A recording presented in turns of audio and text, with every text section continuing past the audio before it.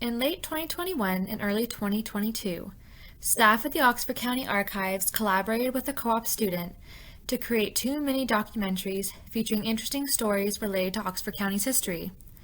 This short video series became known as A Moment in Oxford County's History. Nate Perry was the co-op student behind the creation of these videos. He chose 2 topics that he found interesting to research and thought people would also be interested in learning about in a video format. He chose to feature the Zorra tug-of-war team and the old Chelmsford Mill. Using the records of the archives, Nate researched the 2 topics and created the videos using our photos and documents, as well as a few resources he found online. Nate also spent some time interviewing a local man, Ed Hogg, whose family history has deep ties with the mill. As Nate's videos were quite a success, we hope to create more mini documentaries like this in future. Please enjoy these 2 short video presentations.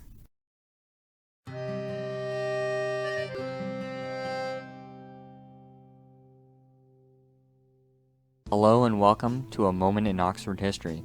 In 1888, the town of Ingersoll, Ontario had assembled themselves a tug-of-war team. Their team consisted of Alex Clark, Robert McLeod, Ira Mason, William Monroe, Captain Ebenezer Sutherland, Robert McIntosh, and early on, James Sutherland, who became a member of Parliament. This team consisted of 5 rope-pulling farmers and 1 coach. The mighty men of Zorra, as they were known, did not look like an elite class of athlete. All of the members were in their 40s, except for one.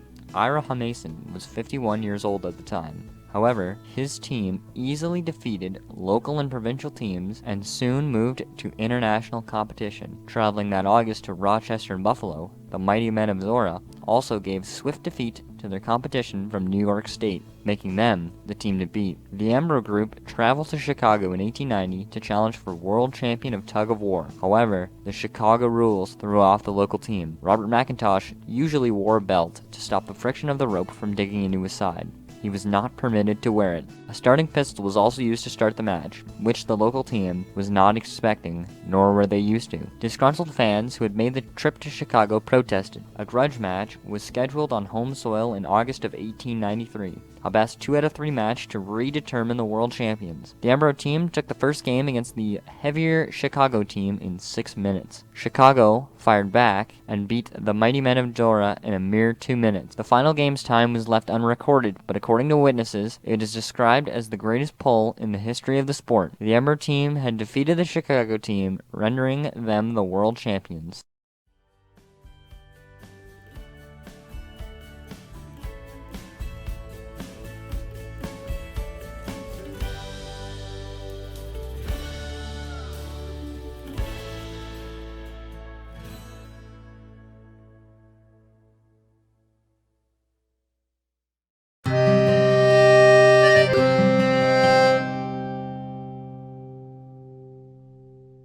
Despite looking unassuming, the auto repair business on 105 Milton Street, Chelmsford, Ontario is a very controversial spot. In 1845, that site was a spot for Chelmsford, then called St. Andrew's, grain mill. In 1898, a fire destroyed the building. It was replaced by a large 5-story grain mill. This mill produced both grist and flour and brought many jobs, people, and businesses to Chelmsford. Due to the Thames River's rushing water, it is believed the mill closed in 1979, according to the strewn about calendars left inside the mill. After the closing, the site was a popular spot for amateur photographers and urban explorers to visit and explore. However, the site was extremely dangerous, and 115-year-old floors posed a serious safety hazard to curious photographers looking to mill about inside. In 2014, the site was demolished. Only a fraction of the structure remained intact. In 2016, a local auto repair business purchased the land and has been operating ever since. Urban explorers and some local residents had wished the site had been declared a historical site and preserved. It is an emblem of the town for many years. The mill has decorated the Welcome to Chelmsford sign that is seen when entering the town lamppost signs, and has been the centerpiece on many brochures, phone book, and memorabilia. For those that are new to Chelmsford, the mill's picture is the first thing that they see when they are introduced to the town.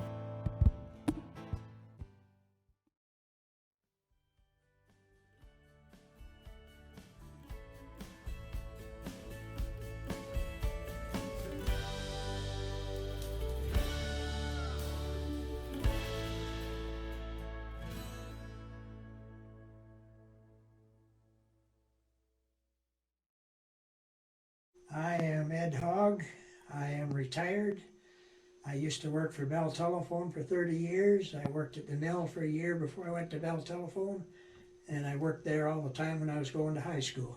My main job was cleaning, because in a flour mill you couldn't have any dust around or anything because of dust explosions there. So it used to be every Saturday mornings and after school I'd go down and do the cleaning with the vacuum cleaner. And then I used to work on packing or taking off flour and bran and shorts. We had packers packing that off. And then when I quit school after grade 13, I worked there for a year before I went with Bell Telephone.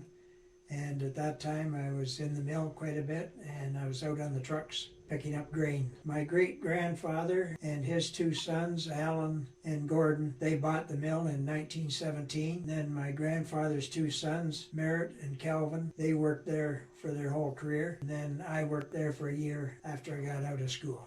I hated to see it go, but it was in such disrepair that it would have cost millions of dollars to fix it up back to make it look good again.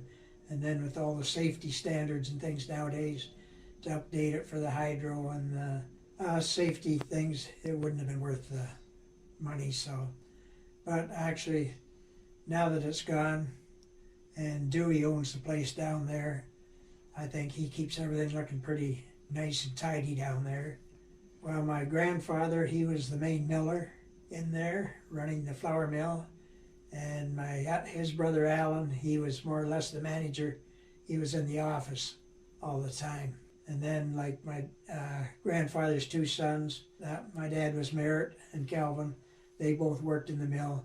And my dad, he took over running the mill after my grandfather died. And they both drove trucks, got grain, and they did a little bit of everything. Oh, it was always busy. They made flour all the time, and they used to go around and sell it at little stores, variety stores. Then they got a contract with McCormick's in London, and McCormick's took all the flour